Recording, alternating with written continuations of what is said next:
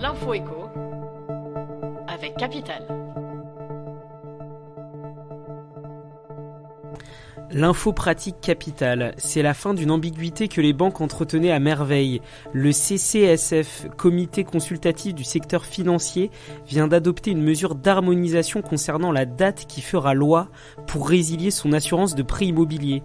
La loi Bourquin, entrée en vigueur au 1er janvier 2018, permet effectivement de changer d'assurance de prêt à la date anniversaire du contrat.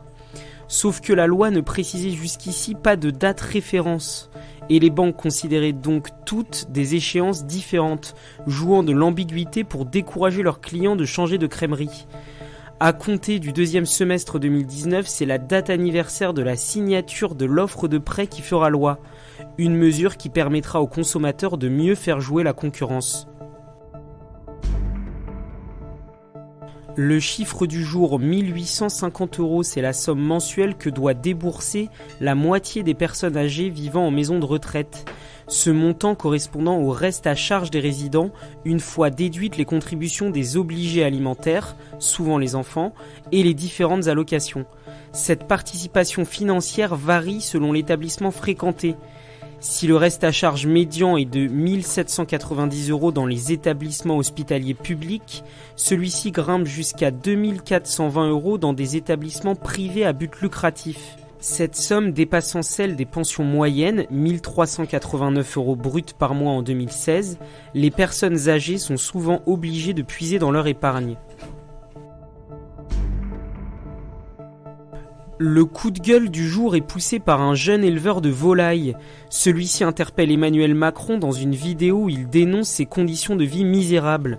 « Monsieur Macron, vous ne méritez pas de manger mes volailles, vous ne comprenez rien à l'agriculture, je suis dégoûté », déclare l'éleveur dans cette vidéo postée mardi sur Facebook. Âgé de 33 ans, Aloïs Gury habite dans l'Ain et fournit ses volailles aux tables de l'Élysée. Mais il raconte ne pas s'en sortir. J'en suis à ma 77e heure de boulot cette semaine pour un salaire de 700 € par mois. Arborant un gilet jaune, l'éleveur conclut son témoignage par un amer « On en a tous marre, j'aimerais bien que vous donniez des solutions, monsieur Macron ». Épargne. Si les Français connaissent tous le livret A et son maigre rendement, 0,75% net d'impôts, beaucoup oublient l'existence du LEP qui rapporte, lui, 67% de plus. Tout aussi sûr que le livret A, le livret d'épargne populaire rapporte ainsi 1,25% net d'impôts, un taux bien supérieur aux classiques LDD, PEL et CEL, et qui rivalise même avec les fonds euros de l'assurance vie. Permettant d'épargner jusqu'à 7 700 €, ce placement reste peu connu. Pourtant, 40% de la population y est éligible. Capital.fr vous détaille les critères à remplir pour souscrire au LEP. C'était l'info éco avec Capital.